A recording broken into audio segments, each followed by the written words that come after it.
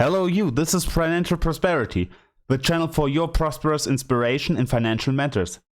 For more content like this, push the like button and subscribe. Today it's gonna be about Wirecard's drop. Recently I made a video of the plunge of Wirecard, now the wash up continues.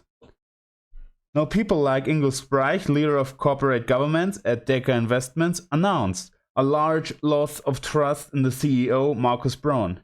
On the other hand, investors like Andreas Mark of Union Investment stands behind Markus Braun, but criticize, for example, fields like accounting. Wirecard published their annual balance sheet at the beginning of June, which is too late and cost trust of the stockholders.